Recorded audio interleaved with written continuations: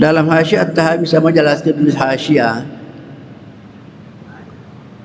Jadi dalam buku itu yang dikarang oleh para ulama kita ada yang disebut matan.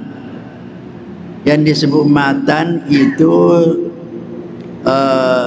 inti daripada buku itu. Kemudian ada banyak syarah. Syarah itu penjelasan secara panjang lebar menjelaskan apa yang terkandung dalam matan itu. Jadi banyak umpamanya hadis Bukhari itu namanya semua hadis-hadis itu matan, namanya matannya. Apa intinya di situ. Kemudian ada ulama mensyarahi sehingga berjilid-jilid. Umpamanya Imam An-Nawawi mensyarahi Bukhari berjilid-jilid. Itu namanya syarah. Tapi ada juga orang ulama hasyiah namanya. Kan disebut hasyiah hanya catatan-catatan. Kalau istilah sekarang kita di catatan kaki. Artinya penjelasan-penjelasan yang tidak terlalu melebar. Itu namanya hasyiah. Jadi dia dalam Hasyiah At-Tahawi dikatakan takbiru yadil alim yabis sultanil adil jaizun. Mencium tangannya seorang alim, ulama atau penguasa yang adil, jaiz itu boleh. Jadi kalau al-alim, ulama itu tidak ada tidak dikait dengan sesuatu syarat. Yang penting dia ulama. Tapi kalau penguasa, pemerintah, yang boleh dicium tangannya lah penguasa, pemerintah yang adil. Jadi artinya kalau dikata bahwa pemerintahnya itu tidak adil, jangan. Jangan.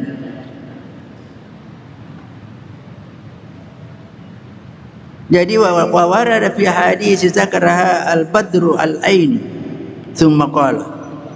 Disebutkan dalam beberapa hadis, yaitu disebutkan oleh Al-Badrul Aini dan seterusnya. Kemudian pada akhirnya dia mengatakan fa'ulima min majmu'i ma dzakarna ibahatu taqbilil jadi, maka dapatlah dipahami bahwa semua yang terkandung dari hadis-hadis yang telah disebutkan, yaitu ibahatu taqbil jadi boleh mencium tangan.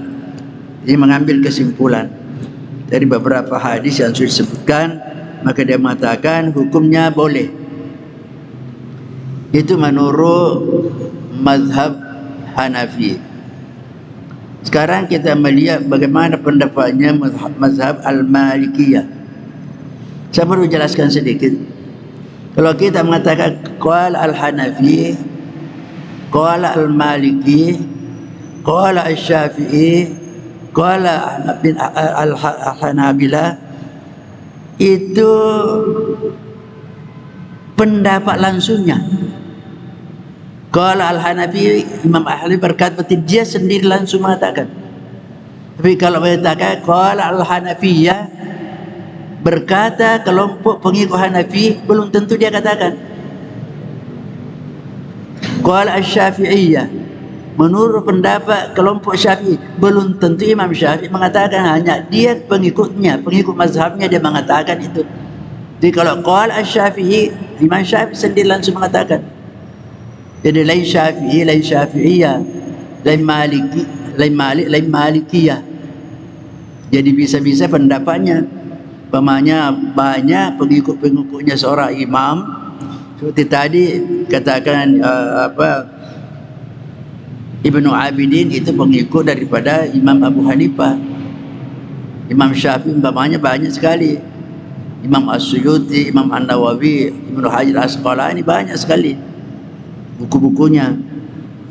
Apa kata qala al-Imam Malik? Imam Malik sendiri berkata, in kanat qubulat yadir rajuli ala wajhi takabburi wa ta'dhimi wa makruhatun, wa in kana ala wajhi al-qurbati ila Allah li dinihi aw li ilmihi aw li syarfihi fa inna dhalika jaiz.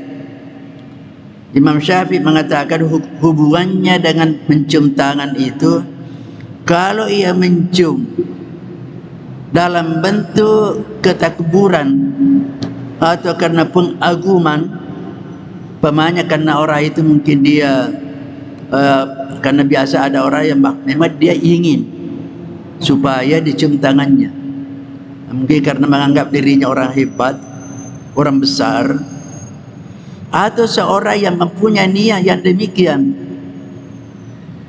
maka makruh itu hukumnya makruh. Jadi makruh kalau orang menginginkan orang mencium tangannya karena melihat dirinya bahwa orang hebat, orang besar. Tapi kalau ingkara wajhil qurba, kalau seorang mencium tangannya seseorang tapi ingin niat qurba, mendekatkan diri kepada Allah berdasarkan agamanya atau berdasarkan ilmunya, atau karena memang orangnya pantas dimuliakan, wa inna dzalika jaizun, maka itu boleh.